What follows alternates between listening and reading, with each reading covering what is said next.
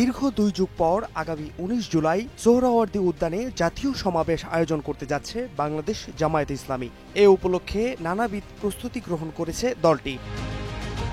সমাবেশে নেতাকর্মীদের আনা নেওয়ার জন্য 4 জোড়া বিশেষ ট্রেন ভাড়া করেছে বাংলাদেশ জামায়াতে ইসলামী।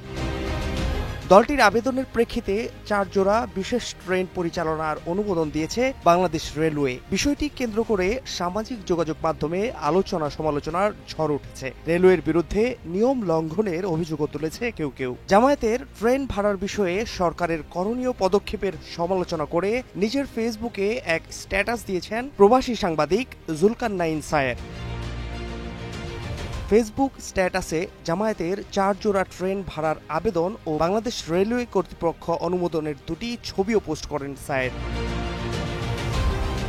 সায়ের বলেন, আপনারা যারা বিয়ে শাদী বা কোনো অনুষ্ঠানে ফ্লেক্স করতে পছন্দ করেন তাদের জন্য একটা আইডিয়া দেই। আগামীতে এ ধরনের কোনো আয়োজন করলে একটা সম্পূর্ণ ট্রেন ভাড়া করতে পারেন। ভাড়াও বেশ কম।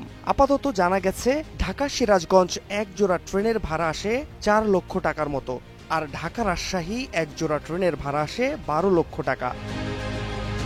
সায়ের তার পোস্টে দাবি করেন, সরকার যদি জামায়াতে ইসলামীর ঐতিহাসিক সম্মেলনের জন্য আস্থা ট্রেন ভাড়া দিতে পারে তাহলে সাধারণ জনগণের বিয়ে শাদী, আকিকা, কনসার্ট, সমাবেশ ইত্যাদির জন্যও দিতে পারা উচিত।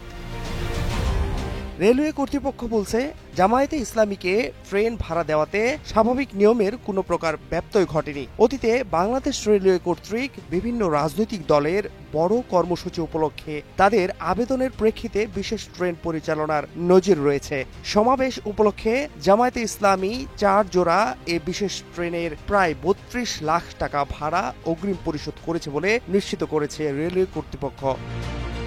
Fahad Shahriar, news desk, global television.